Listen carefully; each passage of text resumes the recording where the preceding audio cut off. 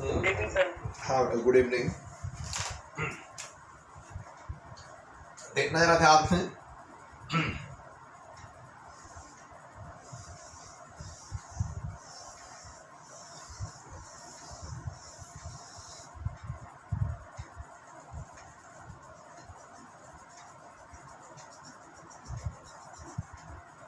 ये दो ऑयल है जिसमें एक प्राइमरी मान लिया और एक हमने सेकेंडरी मान लिया, और लगभग जितना फ्लक्स नहीं प्राइमरी के साथ लिंक्ड है, द मैटिक in flux of the primary is completely linked with any secondary oil. जो प्राइमरी ऑयल का जो मैटिक फ्लक्स है वो पूरा इसमें लिंक्ड है सेकेंडरी ऑयल में। और इसको हमने क्या बोला था, ये कहलाती है परफेक्ट इन कपलिंग। और फिजिक्स में परफेक्ट इन कपलिंग उस समय बोली जाएगी जब फिजिक्स में परफेक्ट कपलिंग उस समय बोली जाती है जब प्राइमरी ऑयल का जो मैटिक फ्लक्स है वो पूरा कंप्लीटली लिंक्ड हो जाए विद द सेकेंडरी ऑयल। ठीक है। और फिर देखना एक बार ध्यान से, ये इन्हीं प्राइमरी ऑयल ये है और सेकेंडरी ऑयल मान लो इधर आ गई ये।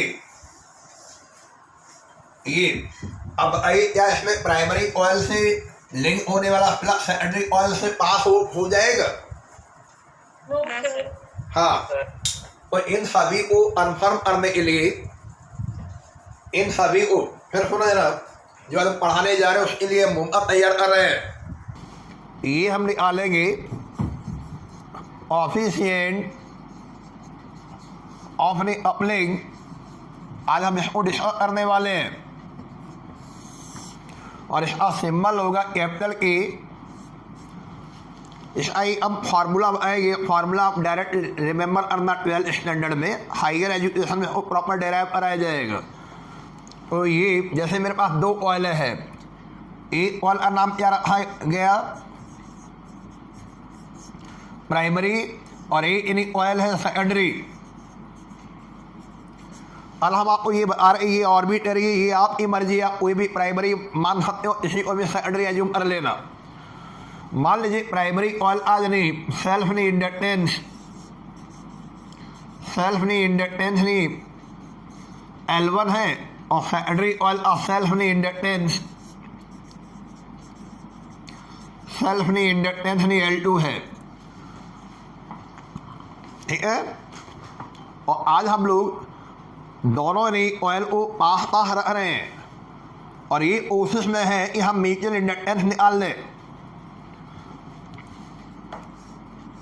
आपको याद है म्यूचुअल इंडक्टेंस का बेसिक नहीं फंडा ये होता है M बराबर φ/I। और चलिए जब दो ऑयल एक साथ ले लेंगे तो हम म्यूचुअल इंडक्टेंस को भी कैलकुलेट कर लेंगे। और मान लीजिए ये pair of the two oil primary oil और सेकेंडरी ऑयल का जो पेयर है इसका म्यूचुअल इंडक्टेंस एज्यूम कर ले रहे, mutual inductance of the two oils ये एज्यूम कर ले रहे कैपिटल M। तो पहले आप इंडिविजुअल भी स्टडी कर लो, फिर दोनों को मिला के नहीं म्यूचुअल इंडक्टेंस भी निकाल लीजिए। ऑफिशियल और कपलिंग इन सभी में प्रॉपर रिलेशन निकाल के देगा आपको। वो फार्मूला हम बता रहे हैं वो ताउम्र याद रखना, डायरेक्ट रिमेंबर करना, सीधे याद करने के लिए जोर दे रहे हैं हम लोग। तो ऐसे फार्मूले जिनके डेरिवेशन नहीं किए जाते सीधे बता दिए जाते उन्हें क्या बोलते हो?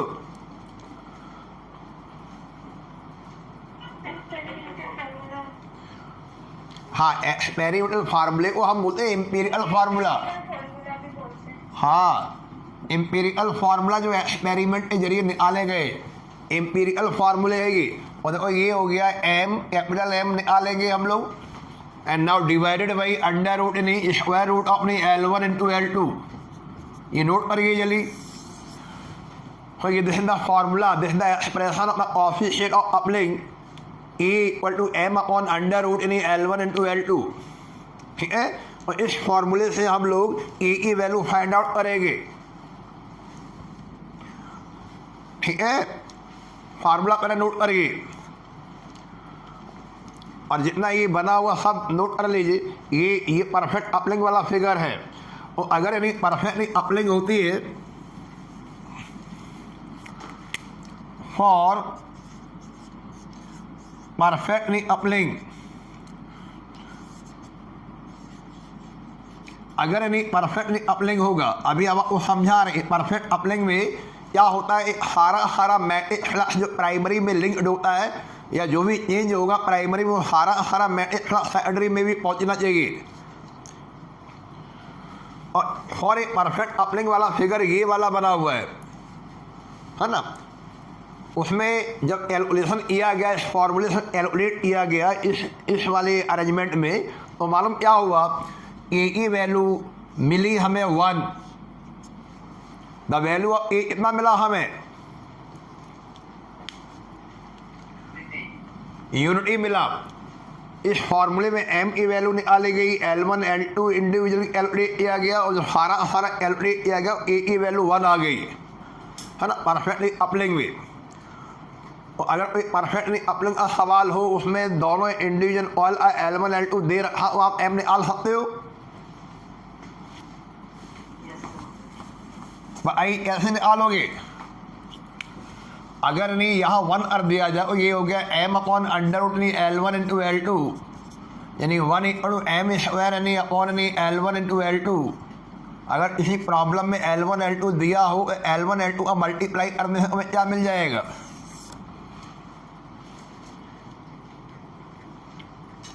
L1 into L2 equal to, बोलो क्या हो रहा है ये, m स्क्वायर। तो इनसे कंपटीशन में सवाल आते हैं। तो जनरली हम जितनी भी थ्योरी पढ़ाएंगे म्यूचुअल इंडक्टेंस के बारे में, उसमें परफेक्ट अपलिंग ही लेते हैं हम लोग। इसमें क्या है, इसमें इस तरह के सवाल में ये वो बिल्कुल बैड यानी कंडक्टिंग, बैड यानी अपलिंग बोली जाती है। कोई भी यानी प्राइमरी यानी ऑयल से लिंक्ड होने वाला कोई भी फ्लक्स सेकेंडरी ऑयल में पहुंच ही नहीं रहा है, और ये अपलिंग हुई ही नहीं, इसको अपलिंग नहीं बोलेंगे। फॉर नो अपलिंग, यहाँ ए की वैल्यू निकाली नहीं जा सकती, और ए की वैल्यू क्या होगी, 0। हाँ, और प्रैक्टिकली इसका यूज नहीं करते। एक हमने आपको इंटरमीडिएट अपलिंग पढ़ाई होगी, हाँ, और इंटरमीडिएट अपलिंग में कुछ भी वैल्यू हो सकती है और उसमें वैल्यू 0 से लेके 1 तक कहीं भी लाई कर सकती है। That depend upon the shape, size and relative separation between the two coils. So, for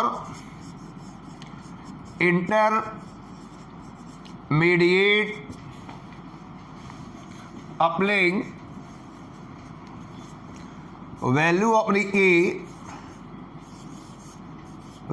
ए जो लाई करेगी, लाइज बिटवीन 0 एंड 1, ये 1 और 0 के बीच लाई करेगी। जैसे मान लीजिए ये इनी ऑयल है, इसमें जो भी फ्लक्स लिंक्ड है, ये जरूरी नहीं सारा फ्लक्स नहीं उसमें पहुंच जाए। जैसे ये लाइनें गई, इस तरह ये गई, ये गया, उस बाहर हो गया, उस गए नहीं, तो इसमें यानी ये हमारी इंटरमीडिएट अपलिंग हो गई। और इंटरमीडिएट अपलिंग में वैल्यू इसके भी लाई कर सकती है,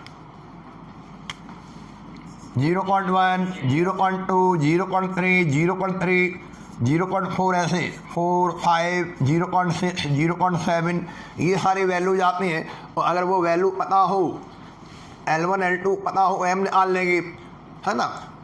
तो इस तरह के सवाल बनेगी। तो इंटरमीडिएट अपलिंग का भी नोट कर लो। For any intermediate coupling the value अपनी एज जो है लाइज इन बिटवीन 0 एंड 1, मतलब ये अरे सारा फ्लक्स जो प्राइमरी के साथ लिंक्ड है, जरूरी नहीं वो सारा फ्लक्स उसमें चला जाए सेकेंडरी में।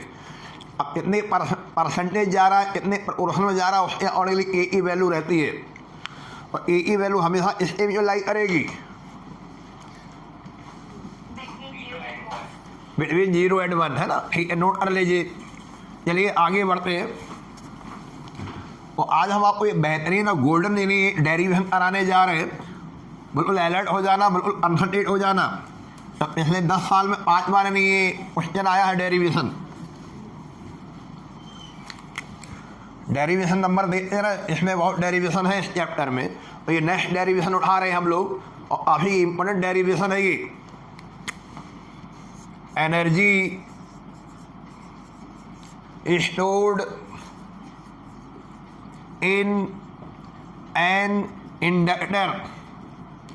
आज हम ये पता लगाने की कोशिश करेंगे इंडक्टर में कितनी एनर्जी स्टोर कराई जा सकती है, और यानी वो एनर्जी जो स्टोर होती है इंडक्टर में इन व्हाट यानी फॉर्म, इस फॉर्म में स्टोर होगी, इन व्हाट मैनर, इस मैनर में एनर्जी स्टोर होगी, and how can we measure the energy stored in inside the inductor. और एनर्जी जो स्टोर होगी इंडक्टर के अंदर उसको कैसे कैलकुलेट करें, कैसे मेजरमेंट करें।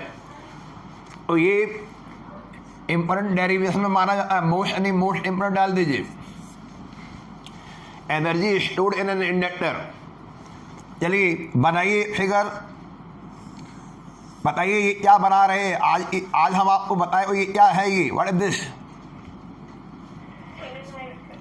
नहीं अभी हमने सोलेनॉइड कहाँ बोला, सोलेनॉइड होगा, अब सोलेनॉइड भी बोलेंगे। सोलेनॉइड और इंडक्टर में थोड़ा सा फर्क है बस, सोलेनॉइड ही मान लो, सोलेनॉइड अभी एल होता है। तो अभी जनरल बात कर ना, केवल इंडक्टर नहीं, इंडक्टर भूल गए, इंडक्टर क्या होता है, टाइटली वाउंड ऑयल है ऑफ एनी इंसुलेटेड वायर, है ना, having the large value of any inductance. ऐसा बोला था हमने। और टाइटली वाउंड एनी ऑयल है ऑफ एनी इंसुलेटेड वायर है having the large any value of any inductance. ठीक है, ये इंडक्टर है, तो ये इंडक्टर तैयार किया हुआ है। अच्छा, अब जब टाइटली वाउंड हो गया, इसमें हमने क्या किया, देखो जरा ध्यान से, इसे हम फिजिक्स में क्या बोलते हैं जो बना रहे हैं हम,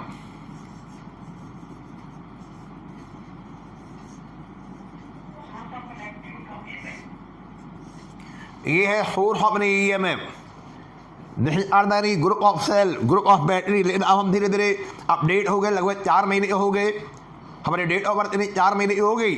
तो ये now this the source of EMF, ये इलेक्ट्रोमैग्नेटिक फोर्स का सोर्स है, मेन सोर्स है ये। चलिए ये क्या हो सकता है, ये व्हाट इज दिस, शाबाश, ये टैपिंग की हो गई, समझ लिया। और ये जो सिंबल बना हुआ है टैपिंग की है, जब आप इसको हाथ से दबाओगे और जब तक आप इसे दबाए रहेंगे, प्रेस करे रहेंगे, सर्किट हमारा क्लोज होगा, जैसे ही हटा देंगे स्प्रिंग सिस्टम हट जाएगा, ओपन हो जाएगा। ठीक है, अच्छा चलिए मान लीजिए अभी यानी हमारा सर्किट ओपन है, अभी सर्किट कैसा है, ओपन है, हाँ, और उसके तुरंत बाद हम इसको बंद कर देंगे। और जब जस्ट नहीं open, when the circuit is open, जब सर्किट ओपन था वैसे ही हमने ऑब्जर्वर से आप अपना घड़ी स्टार्ट कर दो। कोई इवेंट जब स्टार्ट होती है तो इनिशियल टाइम क्या होता है, हाँ, चलिए भाई इवेंट टाइम नहीं बराबर नहीं 0 था, तो उस समय करंट कितना रहा होगा इसमें,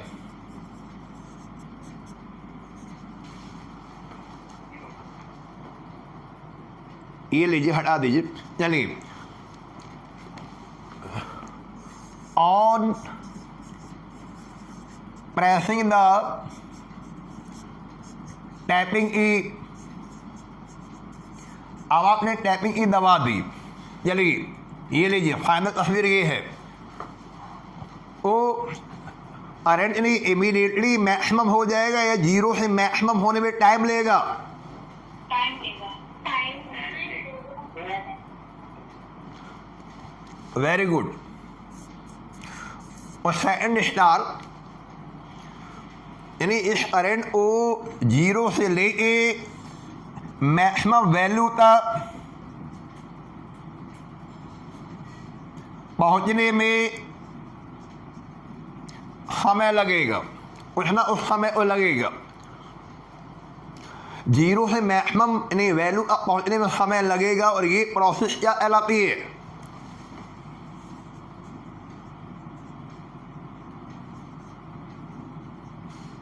growth of current. ये अभी जब हमने यहाँ पे टैपिंग को प्रेस किया है, वो कौन सा फिनोमेना हुआ? डी ऑफ करंट या growth of current? Very good, अच्छे बच्चे हो। और इसका सिंबल यानी मैक्सिमम वैल्यू करंट का सिंबल हम लोग आई जीरो ले सकते हैं, मैक्सिमम वैल्यू करंट का सिंबल हम लोग आई मैक्सिमम बोल सकते हैं। और यानी फॉर्मल राइटर यानी क्रिटिकल करंट बोलते हैं,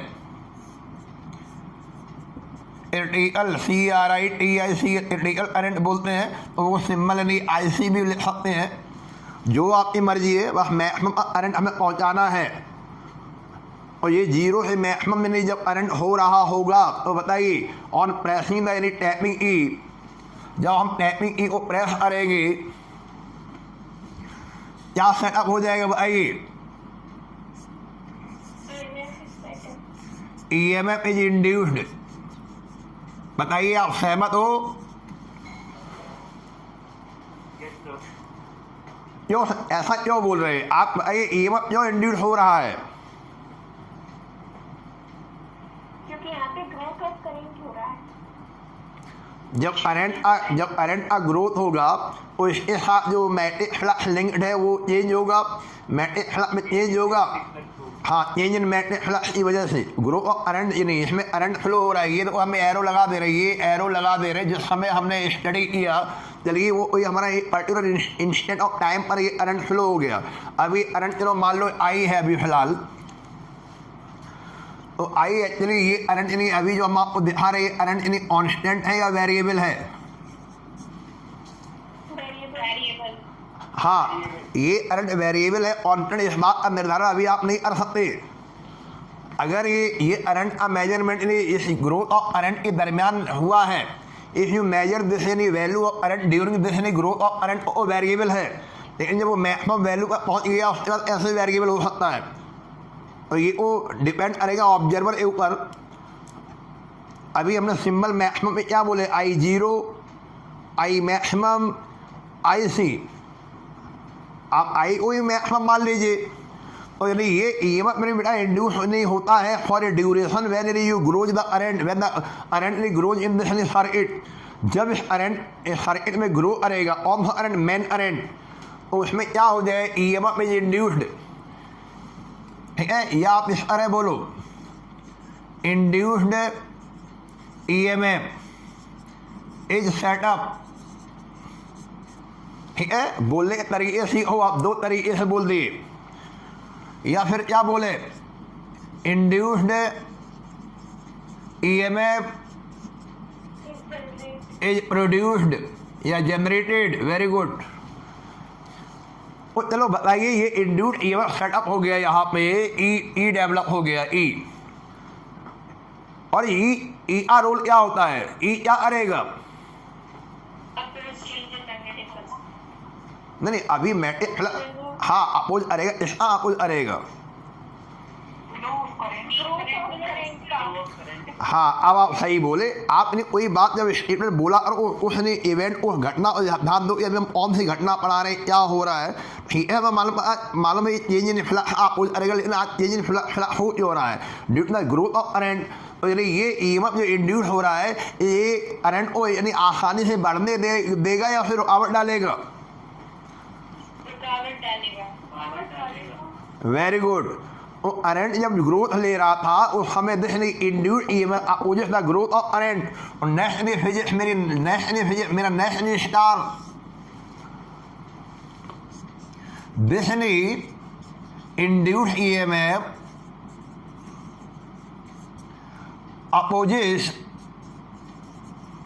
opposite the growth of current. ये जो इंड्यूस EMF है ये इस ग्रोथ ऑफ करंट क्या करना शुरू करेगा? विरोध करेगा। हम तुम्हें बढ़ने नहीं देंगे। आप जरा भी उठते हो, जरा भी बढ़ते हो, जरा भी मेहनत करते हो, समाज में बहुत सारे लोग हैं जो आपकी टांग खींच के नीचे गिरा देते हैं। This the Indian tendency, jealous tendency. आपको ऊपर उठते हुए कोई नहीं देखना चाहता। आपके आलोचक हमेशा बने रहेंगे। आप जैसे जैसे तरक्की करते रहेंगे आपकी बुराइयां शुरू होते रहेंगी। वही है, जैसे ही इसने ग्रोथ लिया वो ये विरोध करने लगा, ये हमें बढ़ने ही नहीं देगी। लेकिन हमने वो मन में ठाना कि हमें यहाँ पहुँचना ही है, हमें मैक्सिमम वैल्यू तक पहुँचना है, पीक वैल्यू तक जाना है। तो उसके लिए ये क्या करेगा, ये क्या लगाया हुआ है हमने, सोर्स ऑफ ईएमएफ। हाँ सोर्स ऑफ ईएमएफ, ये ड्राइवर है, ये ड्राइवर ये एनर्जी सप्लाई करेगा, क्या सप्लाई करेगा। एनर्जी। अगर आप ये चाहते हो कि आपको टॉप पर पहुंचना है, आप चाहते हो आपको मैक्सिमम वैल्यू लानी है, मैक्सिमम करंट फ्लो कराना है, या ग्रो ऑफ करंट को कंसिस्टेंटली कंटिन्यू कराना है, हम करंट को आगे बढ़ते रहना देना चाहते हैं, तो हमें इसलिए अपोज को ओवरकम करना होगा, हमें जीतना होगा, हमें क्रॉस करना होगा। और इसके लिए ये फोर ऑफ यानी EMF has to supply the energy. तो इस फोर्स ऑफ ईएमएफ को इस अपोजिशन के अगेंस्ट में क्या सप्लाई करनी पड़ेगी, energy. Very good very good. और वही एनर्जी जो सप्लाई करेगी, वही एनर्जी हम लोग कैलकुलेट कर लेंगे, ये एनर्जी सप्लाई करेगा और वही एनर्जी इसमें स्टोर हो जाएगी इसने ऑयल में। तो हम आज आपको वो एनर्जी निकलवाएंगे जिसमें जीरो से आई नॉट पहुँचने में जितना खर्चा इसने किया, जितनी एनर्जी इसने किया है, वो energy that will be expand by this force of EMF. हम वो एनर्जी निकालेंगे जो करंट को जीरो से मैक्सिमम तक पहुँचने में सोर्स ऑफ ईएमएफ ने खर्च किया है, स्पेंड किया है, एक्सपेंस किया है। और वही एनर्जी जो ये खर्च करेगी, वही एनर्जी यहाँ स्टोर हो जाएगी इसने ऑयल में, इंडक्टर में। वो एनर्जी जो रिसाइड करेगी वो अंदर होती है, बाहर रिसाइड नहीं करती है। और इसलिए अंदर इसके अंदर कौन सा फील्ड है, इलेक्ट्रिक फील्ड है या मैग्नेटिक फील्ड है।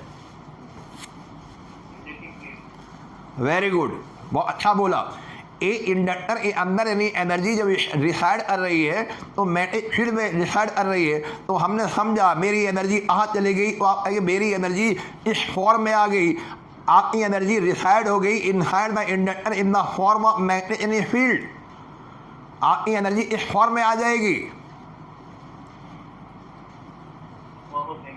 हाँ, मैग्नेटिक फील्ड एक फॉर्म में दिखने लगी अंदर इनसाइड द इंडक्टर। तो आज हम वही को निकालने जा रहे हैं, लेकिन पहले मेरी फिजिक्स को समझो। इतने स्टार बनाए हमने, चलो आओ। पहला स्टार में चल रहा है just before pressing the tapping की। चलिए बताइए, just before pressing the tapping की को आपने दबाया नहीं था, जस्ट बिफोर टाइम कितना है, जीरो, करंट जीरो। चलिए लिखिए, हाँ जैसे समझाते जा रहे हैं वैसे लिखिए क्लास नोट्स में, और जल्दी तैयारी हो जाएगी और समझ लोगे। फेयर नोट से भाषा बनाना सीखना। Just before pressing the tapping की, टाइम टी बराबर जीरो, करंट बराबर जीरो। सेकंड स्टार बनाइए, ऑन प्रेसिंग द टैपिंग की, जैसे प्रेसिंग की हम टैप दबा देंगे टैपिंग की को, ऑन प्रेसिंग द टैपिंग की क्या हुआ,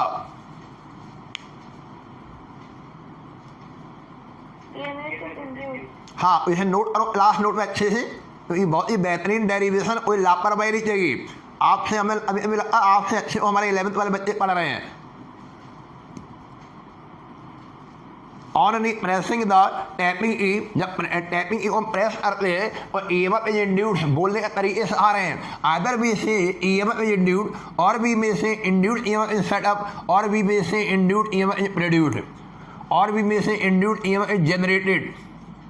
तो ये बोलने के तरीके अंदाज सीखो आप लोग। ये लीजिए 3 स्टेप हो गए। और ये जो ईएमएफ जो है ये ऐसा हेल्पिंग है या अपोजिंग नेचर का है, हाँ तो ये वाला स्टार बनाइए। इतने स्टार हो गए, पहला स्टार ये हो गया, दूसरा स्टार ये हो गया, तीसरा स्टार हमने ये ले लिया, हो गया। तो अब आइए, और आपको पहुंचना है, आपको धराशायी होना है या आपको मंजिल तक पहुंचना है, या मैक्सिमम वैल्यू अपना मैक्सिमम रिजल्ट निकाल देना है।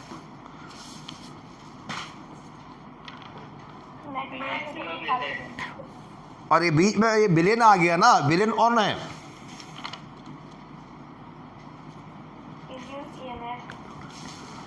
तो हम चाहते हैं ये सोर्स ऑफ ईएमएफ है भैया, तुम करंट को आगे जारी रहने दो। करंट को जो ग्रोथ ऑफ करंट का जो अपोज हो रहा है दिस नहीं induced EMF opposite the growth of current.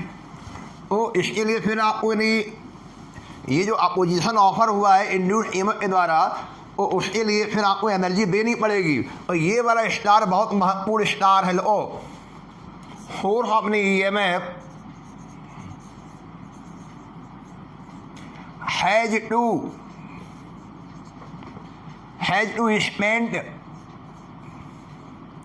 Spend करना पड़ेगा, खर्च करना पड़ेगा। स्पेंड लो SPEND, स्पेंड लिख सकते हो SPEND, एक्सपेंडेड लिख सकते हो खर्च करना। और has to spend the energy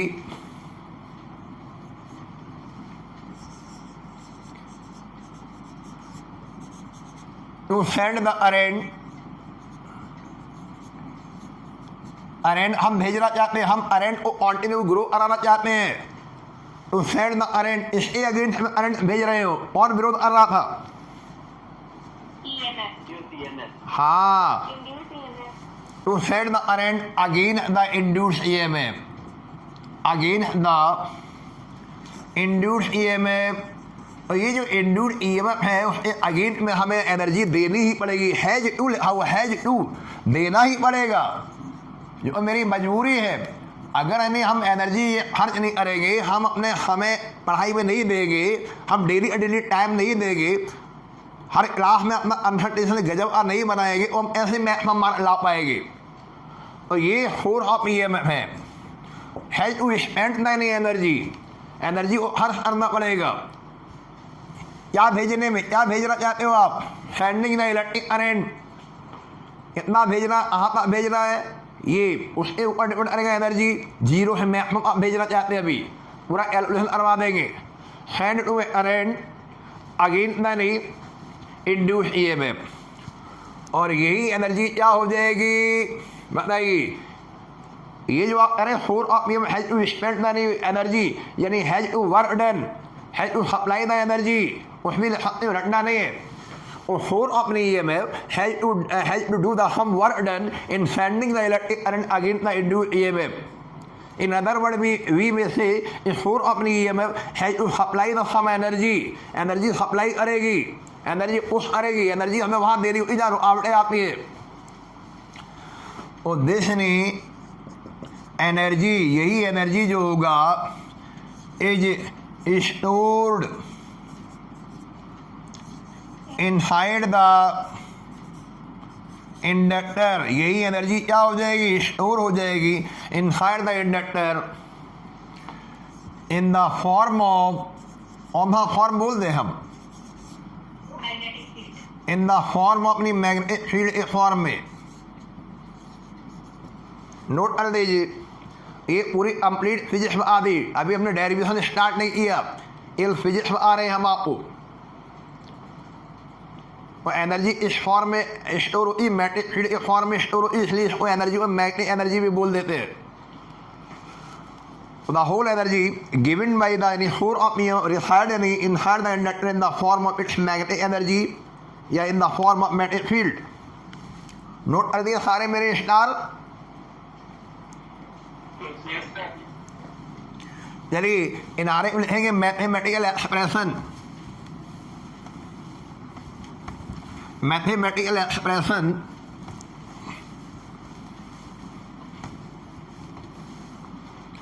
डालिए हेडिंग मैथमेटिकल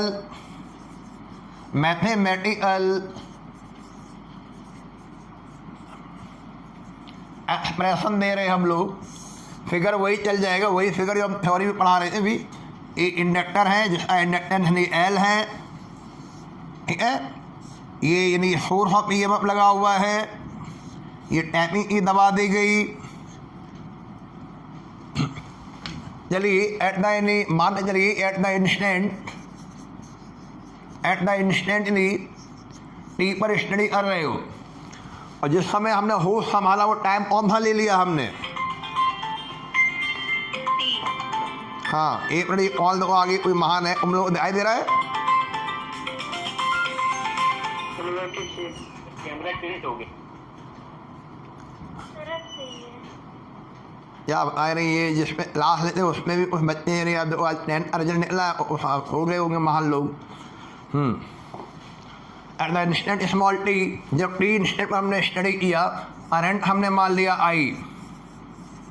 करंट क्या मान लिया हमने? आई। चलो ये आई दिखा दिया हमने, करंट इज हियर आई। और चलिए रेट ऑफ करंट आई क्या होगा? Rate of current, rate of change of current आ दे। जब आई हमने करंट लिया है टी टाइम पर, तो इसमें थोड़ा टाइम बढ़ा दीजिए। चलो ऐसे समझाते हैं, टाइम नहीं, अगर थोड़ा सा बढ़ा दिया टी प्लस डी टी, तो करंट अभी ग्रो ले रहा, ग्रोथ कर रहा, तो करंट की वैल्यू क्या हो जाएगी? I plus D I. Very good.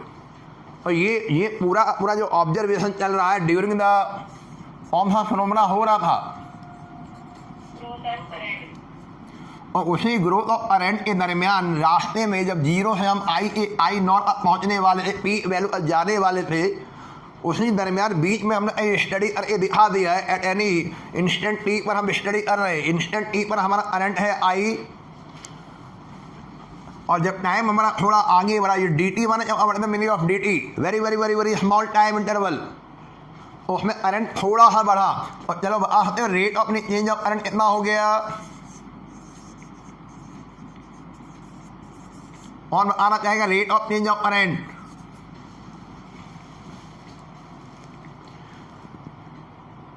अरे डी टी टाइम में करंट कितना बढ़ गया? डी टी टाइम में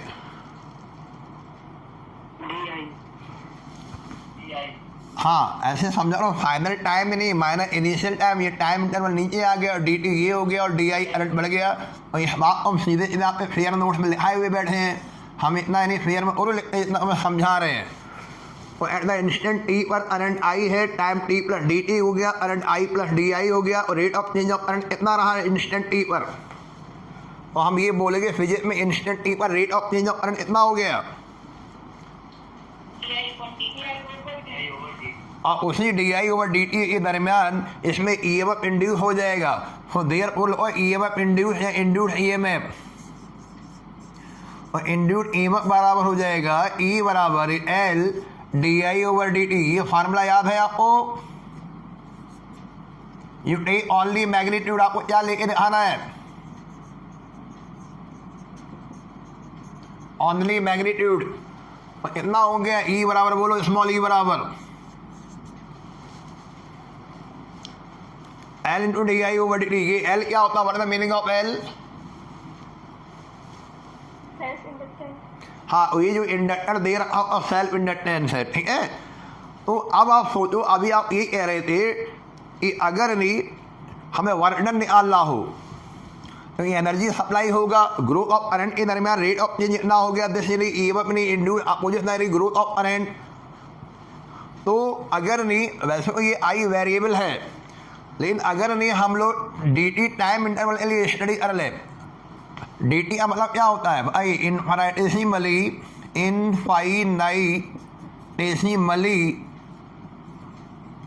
स्मॉल टाइम इंटरवल, ये लीजिए। तो अगर ये इनफाइनाइटेसिमली स्मॉल टाइम इंटरवल के लिए स्टडी कर रहे हो तो ये आई भले ही वेरिएबल हो, लेकिन हमें कांस्टेंट मान लिया जाएगा जब टाइम का इंटरवल ऐसा ले लिया जाए।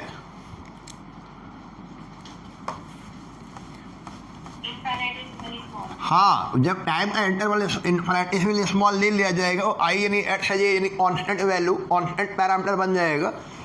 ये ईएमएफ सेटअप हो गया। अच्छा ये बताओ, आपने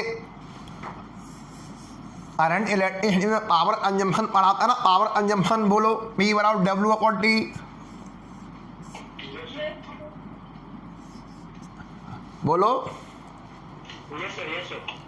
वेरी गुड। ये विंडो बना लो, नीचे रख पे नोट कर लो, या फिर इसका फाइनल आंसर पढ़ा हुआ पी बराबर we I.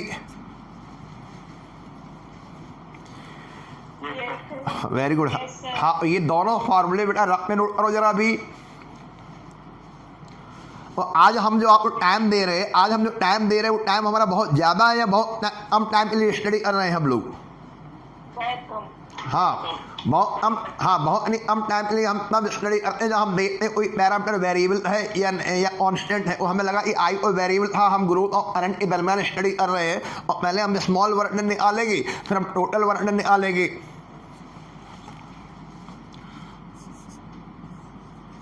Small work done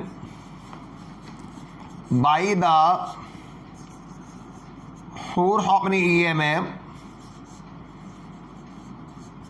in time dt, time हमारा dt है और हमें स्मॉल वर्क डन चाहिए by the force of an EMF in the time small dt। फार्मूले जरा यार गौर फरमाइए, इनको देखिए जरा, इनको जरा देखिए और देखते रहिए। अभी यानी वर्क डन निकालना है, time interval very very very small है और ये वर्क डन भी कैसा हो जाएगा,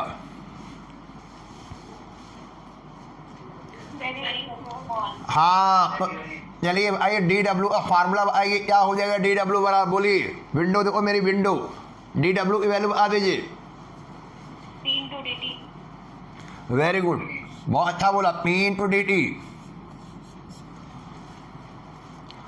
ठीक है, और P की वैल्यू क्या है यहाँ पर,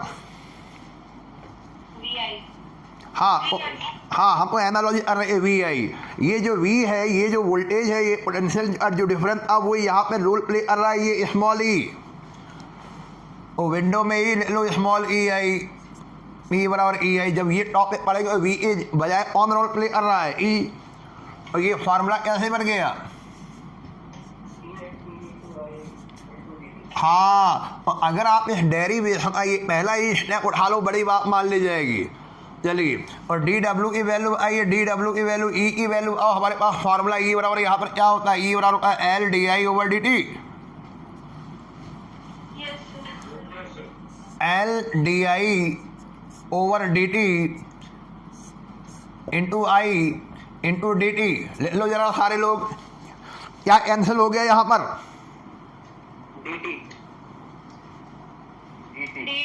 very good very good very good. तो फाइनल बोलो डी डब्ल्यू कितना रहा, डी डब्ल्यू की वैल्यू आएगी L I D I, very good. तो ये यहाँ तक पहुँच जाना बेटा, नंबर 1 डाल दीजिए। अगर आप यहाँ तक पहुँच गए तो बड़ी उपलब्धि हो जाएगी। तो दिस द वर्क डन या this the energy supplied by the force of EMF in the time T during the growth of current.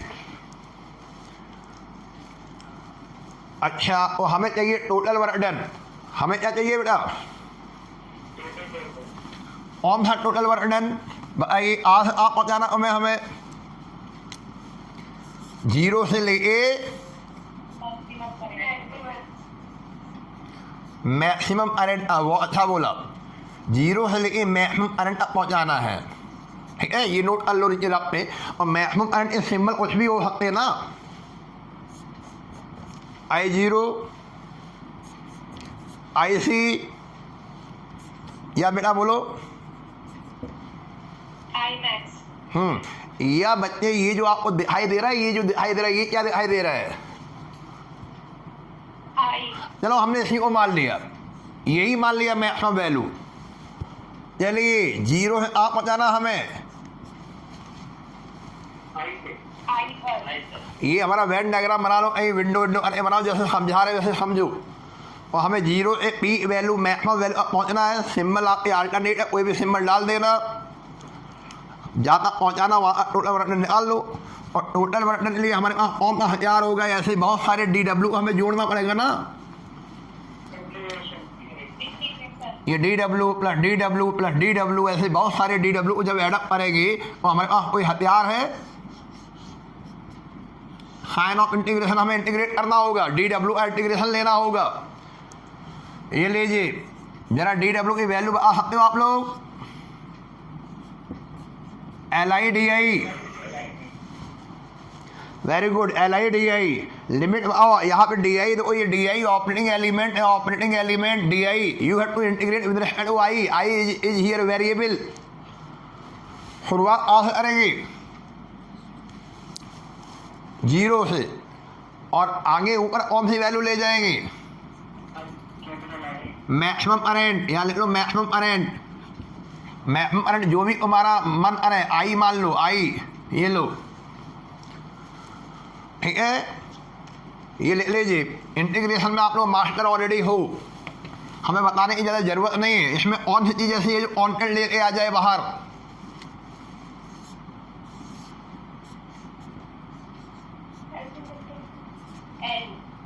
L is taken outside common और ये हो गया 0 से आई, ये हो गया डब्लू। चलिए आई इंटीग्रेशन करके बता दीजिए आई डी आई का वैल्यू क्या होगा। चलो ये तो बहुत अच्छी बात है, हम 11वीं क्लास में ये तो सीख ही लिया हम लोगों ने। एल और ये हो गया आई स्क्वायर अपॉन 2, ये लीजिए लिमिट अभी नहीं खोला, लिमिट अभी नहीं खोला, अभी केवल इंटीग्रेशन हमने इवालुएट किया है। लोअर लिमिट है 0 और अपर लिमिट क्या थी आई, पी वैल्यू, और डब्ल्यू इक्वल टू यदि बोली लिमिट खोलने का फार्मूला याद है,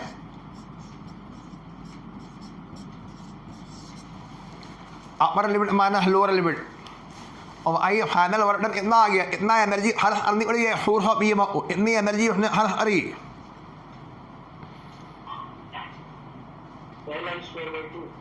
L I square by 2, very good, बहुत अच्छा। तो ये 0 है, तो हम ऐसे बोल देंगे हाफ नहीं एल आई स्क्वायर, हम ऐसे बोलेंगे half L I square, L I square by 2 ना बोले, क्या बोला करेंगे हाफ नहीं L I square.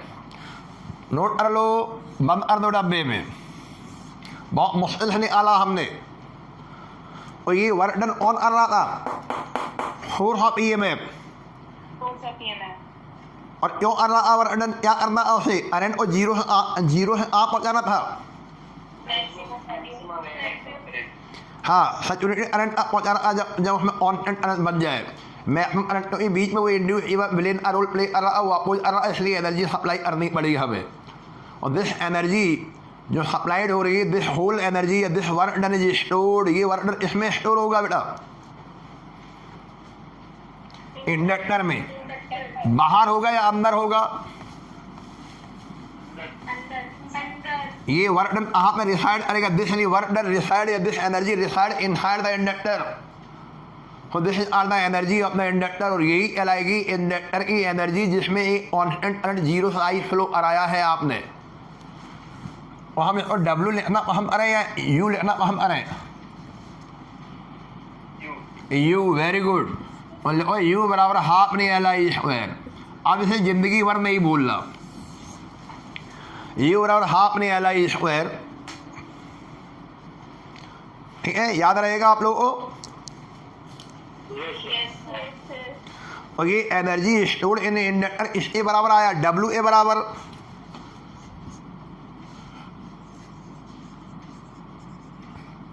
Energy spent by the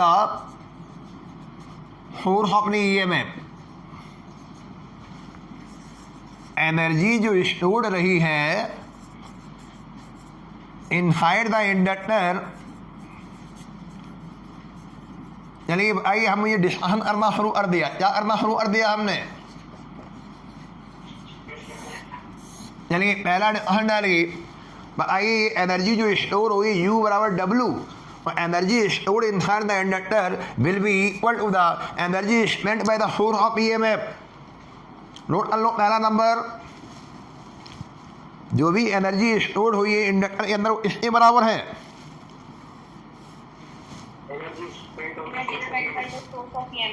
very good, very good,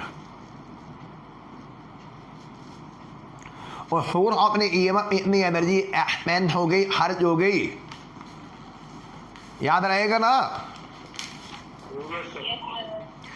अब ये अगला क्वेश्चन, ये एनर्जी कहाँ पर रिसाइड हुई, एक्सटीरियर में या इंटीरियर में, इनसाइड में या आउटसाइड में,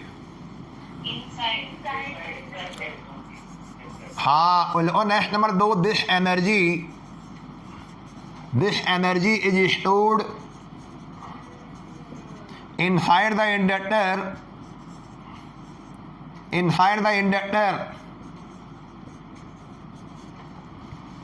ये एनर्जी इंडक्टर के अंदर स्टोर हो जाएगी इन the form of magnetic field, very good. Underline कर दो या फिल इन द ब्लैंक के सवाल बन सकते हैं, ट्रू फॉल्स के सवाल बन सकते हैं, सर्टेन रीजन के सवाल बन सकते हैं, एमसीक्यू सवाल बन सकता है। एनर्जी इस फॉर्म में स्टोर हो रही थी और जो स्टोर हो रही थी वजह क्या थी, सारी चीज़ें समझ में नहीं हुई, केवल तभी समझ पाओगे जब आपने बहुत डीपली स्टडी किया हो। तो यहाँ पे इस स्टडी के भी सवाल आएंगे, ये पूरा पूरा पैरा दे दिया, पूरी फिजिक्स पढ़ा दी, उस फिजिक्स के सवाल निकालने के लिए आएगा। जब फिजिक्स पढ़ी हो तब ना, तो आपको इस स्टडी में केवल पैरा पढ़ना, उसमें समझना कौन सा टॉपिक आया, उसके टॉपिक क्या सवाल, आपको पैरा पढ़ने की जरूरत ही नहीं पड़ेगी, आप सीधे सीधे सवाल के जवाब देते रहेंगे। This energy is stored inside the inductor in the form of magnetic field. Clear? Yes, sir. ठीक है। अच्छा एक बच्चा बोला ये इंडक्टर है, इंडक्टर की जगह सोलेनॉइड आ जाए, वो आप कर दोगे? बोलो। Yes, sir. तो हाँ, थोड़ा फार्मूला सोलेनॉइड के लिए हम रिट्यूस करेंगे। तो सोलेनॉइड के हमने पूरी डिटेल स्टडी कर ली है ना, तो इसमें थर्ड डिस्कशन डालेगी और थर्ड डिस्कशन और एनर्जी स्टोर्ड इन ए सोलेनॉइड, क्या बोल दिया हमने, इन ए लॉन्ग स्ट्रेट सोलेनॉइड। अगर ये भी ना आप वो भी मान लेना, जनरली हम सोलेनॉइड बोलते हो, लॉन्ग स्ट्रेट सोलेनॉइड ही होता है। अब इसने पूरा खोल दिया है, उस ऑयल उस इंडक्टर को हम यहाँ पे क्या बोलने लगे? Long straight solenoid. Very good, very good, very good. तो लॉन्ग स्ट्रेट सोलेनॉइड के फार्मूले याद है आपको? आइए मैग्नेटिक फील्ड क्या होता है, एक यानी सोलेनॉइड, जिसको आज हम लोग इंडक्टर बोल रहे हैं, वो सोलेनॉइड था एक्चुअली। और सोलेनॉइड के अंदर यानी इनसाइड द फील्ड कितना होगा जो करंट फ्लो करा देते हैं? V0 है, याद आ रहा है? चलिए वेरी गुड। और ए यानी सोलेनॉइड यदि अगर है तो उसका इंडक्टेंस कितना होगा, सेल्फ इंडक्टेंस। इसका फार्मूला भी याद करो, μ0 n स्क्वायर एल ए। नोट पकड़ो अपना, जरा देखो, एल लंबाई हो गई, ए टर्न एरिया जो गए, एरिया क्रॉस सेक्शन। और ये दोनों फार्मूले याद है? Yes, sir. तो ये बड़ी बात है भैया। और इससे हम लोग आई की वैल्यू फाइंड कर ले रहे हैं। आई बराबर हो जाएगा B/μ0 into small n। Note कर लो, यहाँ से आई की वैल्यू निकालो। ये ऊपर वाला फार्मूला याद है जो हमने डेराइव किया अभी थोड़ी देर पहले? Yes, sir. Energy stored in an inductor का फार्मूला हाफ ली एल आई स्क्वायर। इंडक्टर के फॉर्म में आज इंडक्टर रोल कौन प्ले कर रहा है? सोलेनॉइड। Very good. कौन सा सोलेनॉइड, स्ट्रेट या प्ले वैसा टॉरॉइडल? Long straight. हाँ, ये जो आई की वैल्यू है ये और ये एल की वैल्यू आप इसमें रखिए जरा। तो आई इतना हो जाएगा, यू बराबर half μ0 n square L A. Very good. नहीं, आई की वैल्यू बताओ ना हमें in term of magnetic field. अभी आप कह रहे हैं एनर्जी को हम मैग्नेटिक फील्ड के टर्म में लिखना चाह रहे हैं, और इसलिए हम आई हटाना चाह रहे हैं। B square upon μ0 square n square. ठीक है, नोट कर लो। अब बताइए क्या कैंसिल हो गया यहाँ से?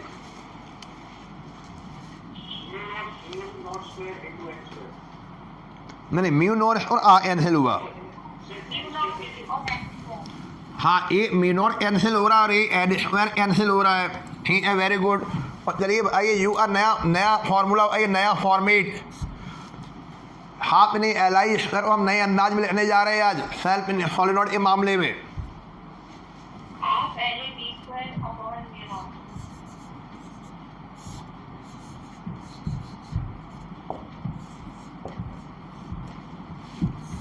ये आया बेटा, है ना? बी स्क्वायर अपॉन 2 μ0, या हाफ ने बी स्क्वायर अपॉन, हाफ नहीं अलग कर देना, हाफ ने B square upon μ0 into L A. ठीक है, ये एल और ये क्या होता है? एल और ए, एल और ए। डेल्टा सोलेनॉइड एंड टीका। ये वॉल्यूम हो गया ना।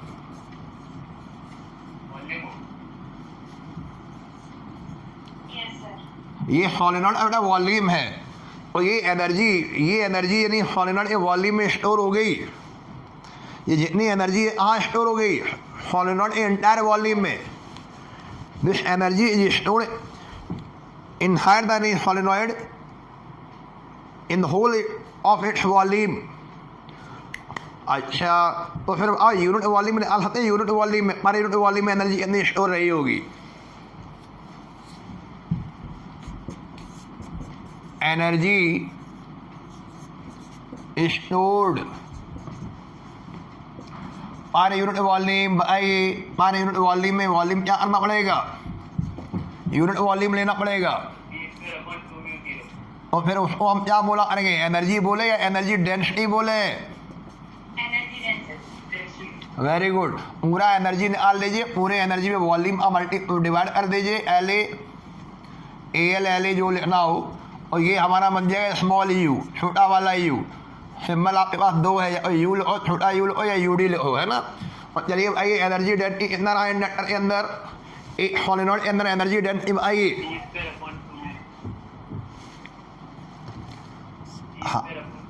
हाँ, 20 बेटा बोलो, नोट कर लो बेटा। बहुत महत्वपूर्ण जानकारी है, बहुत महत्वपूर्ण। और हमें वो पारंगत होगा, डिटेल में पढ़ना। ये टोटल एनर्जी हो गई जो स्टोर हो गई सोलेनॉइड के अंदर, इंडक्टर या सोलेनॉइड के अंदर। और ये हमने एनर्जी डेंसिटी पर वॉल्यूम में नोट कर दिया। और यानी जितना यानी ये मैग्नेटिक फील्ड ज़्यादा यानी अंदर यानी अराइज हो जाए, जैसे मैग्नेटिक फील्ड अब डबल कर दें। मैग्नेटिक फील्ड क्या कर दें बेटा? हाँ, और मैग्नेटिक फील्ड डबल अपने आप को हो नहीं जाएगा। मैग्नेटिक फील्ड डबल करने के लिए आपको करंट भी डबल करना पड़ेगा ना, अभी वो मैग्नेटिक फील्ड डबल होगा। और मैग्नेटिक फील्ड डबल होने से एनर्जी कितनी उसमें स्टोर हो जाएगी?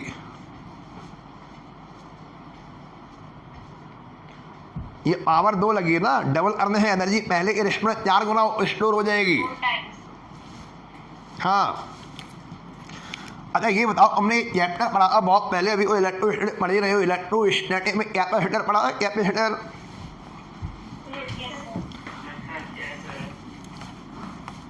ठीक है, अभी 1-2 दिन में कैपेसिटर की शीट भी लगाना शुरू करेंगे और रिवीजन अच्छे से करना शुरू कर दो। चलो आज कैपेसिटर उठाते हैं, काफ़ी दिन हो गए, सदियों पुरानी बातें हो गई। कैपेसिटर ये क्या है? Plate of capacitor. ये क्या है? Source of EMF.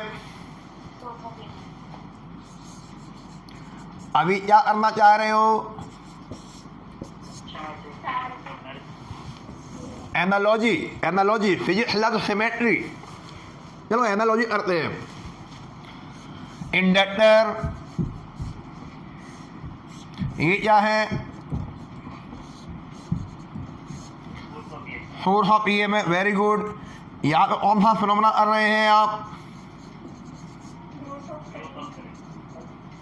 यहाँ ग्रो ऑफ करंट कर रहे हैं। जब डिके ऑफ करंट करेंगे या डिस्चार्जिंग कर देंगे। चार्जिंग और डिस्चार्जिंग के दरमियान इनके बीच में जो है ना इलेक्ट्रिक फील्ड सेटअप होगा, वो वेरी करेगा। फुल्ली चार्ज हो जाएगा, इलेक्ट्रिक फील्ड कांस्टेंट हो जाएगा। यहाँ पे आपको याद हो, ये जो एनर्जी सप्लाई हो रही है, यहाँ भी वो एनर्जी सप्लाई हो रही है चार्जिंग के दरमियान में।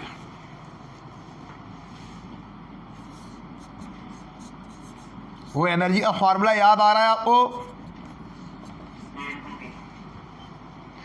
वहां पे डी सेपरेशन था प्लेटों का, यहाँ लंबाई होगी एल, ए इंटू डी। यहाँ एरिया टर्न का एरिया, यहाँ प्लेटों का एरिया था, ये वॉल्यूम था। और अभी आपने यहाँ निकाला था B²/2 mu naught A into n. Analogy देखो, एनालॉजी कैपेसिटर में चार्जिंग के दरमियान एनर्जी आप पर रिसाइड करती है। Energy reside in case of the capacitor, energy reside inside in between the plate of capacitor in the form of electric field, है ना। चलो यहाँ बोलो, in a of the inductor energy reside inside the inductor in the form of magnetic field. बोलो, बोलोगे? यहाँ यानी charging के दरमियान एनर्जी कहाँ पर स्टोर होगी? In between the plate of capacitor. यहाँ क्या बोला? इनसाइड द इंडक्टर रिसाइड होगी इन द फॉर्म ऑफ, ये ओम फील्ड बना रहा है, और यहाँ ओम फील्ड बनता है बीच में अंदर। हाँ, वो ये भी पूछ सकते हैं इंडक्टर में एनर्जी कहाँ पर स्टोर होती है? आप कहेंगे मैग्नेटिक फील्ड में, इसलिए उसने मैग्नेटिक एनर्जी बोल दिया, इसलिए इलेक्ट्रिक एनर्जी बोल दिया। या वो आएंगे यानी ओम फॉर्म में, यहाँ इलेक्ट्रिक फील्ड फॉर्म में स्टोर हो रही है, यहाँ मैग्नेटिक फील्ड फॉर्म में स्टोर हो रही है। यूडी बोलो, यूडी यहाँ पे हो रहा है हाफ में एप्सिलॉन 0 ई स्क्वायर। यहाँ यूडी कितना निकला? बी स्क्वायर और 2 मीन। और वेरी गुड। आप जरा दोनों को एनालॉजी करिए, कोई एक बात कॉमन नजर आ रही है?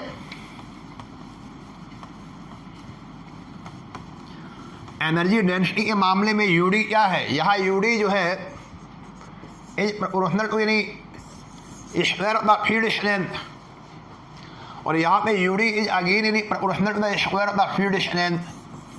ये फील्ड स्ट्रेंथ, यहाँ ओम फील्ड स्ट्रेंथ है, मैग्नेटिक फील्ड स्ट्रेंथ, यहाँ ओम फील्ड स्ट्रेंथ है। तो हम एनालॉजी करेंगे, लेकिन ब्लाइंड एनालॉजी नहीं करेंगे। फील्ड स्ट्रेंथ में यानी हमें एनालॉजी करने को मिल रही है, इसमें एप्सिलॉन नॉट ऊपर है न्यूमरेटर में, यहाँ मीन और कैसे जा रहा है? हाँ, और ये चीज़ें को सीखनी है। और चलिए, कैपेसिटर में कौन सी एनर्जी स्टोर होती है? कैपेसिटर में और एक सर्किट एलिमेंट, इसमें इलेक्ट्रोस्टैटिक एनर्जी रिसाइड कर गई। इलेक्ट्रोस्टैटिक एनर्जी बहुत शॉर्ट में बोल दिया, तो इलेक्ट्रिक एनर्जी।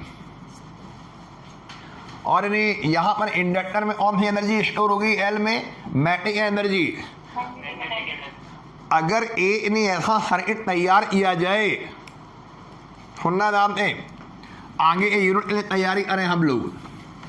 एक ऐसा सर्किट तैयार कर लिया जाए जिसमें इंडक्टर भी लगा दिया जाए और एक कैपेसिटर भी लगा दिया जाए, एल सी, और ये सर्किट कौन सा बोला जाएगा?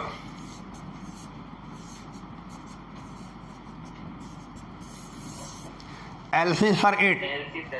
हाँ, और एलसी सर्किट में कुछ ऐसी व्यवस्थाएं करेंगे हम आगे भविष्य में, फ्यूचर में, कि एक से हम इन्हें इलेक्ट्रिक एनर्जी जनरेट करवाएंगे इसमें, और एक से हम मैग्नेटिक एनर्जी जनरेट करवाएंगे। और पहले प्रोडक्शन करेंगे एनर्जी को, पहले स्टेप नंबर 1 पहले इलेक्ट्रिक एनर्जी और मैग्नेटिक एनर्जी दोनों को प्रोड्यूस करवाएंगे, और फिर दोनों को एक साथ यानी रेडिएट कराएंगे।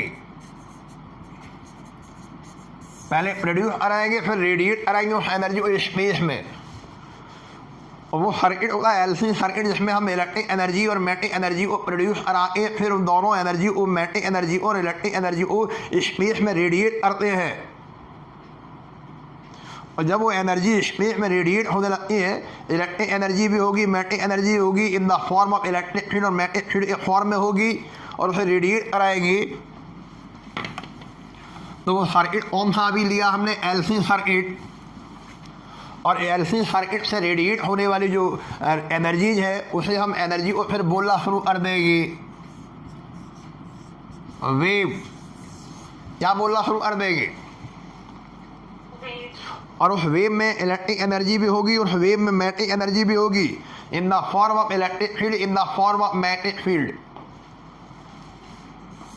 और वो वेव क्या होगी?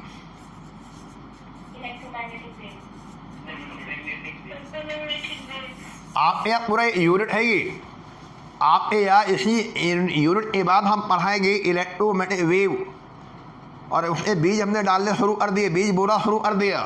आज का जो डेरिवेशन का बहुत अच्छे से डिस्कस करना, और ये एलसी सर्किट से ही हम लोग ईएम वेव बनाते हैं, आगे इसके नाम हम बदलते रहेंगे। एलसी सर्किट को हम आगे नाम देंगे ओम सर्किट। हाँ, टैंक सर्किट। और टैंक से गोला नहीं फेंका जाएगा, टैंक से ईएम वेव छोड़ी जाएगी, टैंक से हम प्रोजेक्टेड करेंगे ईएम वेव, इलेक्ट्रोड वेव, ठीक है।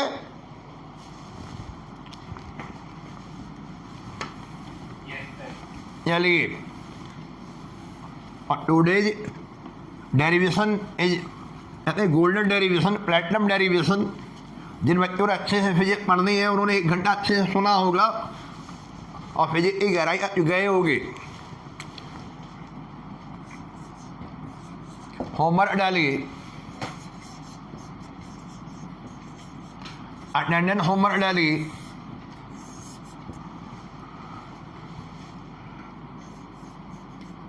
What is the range of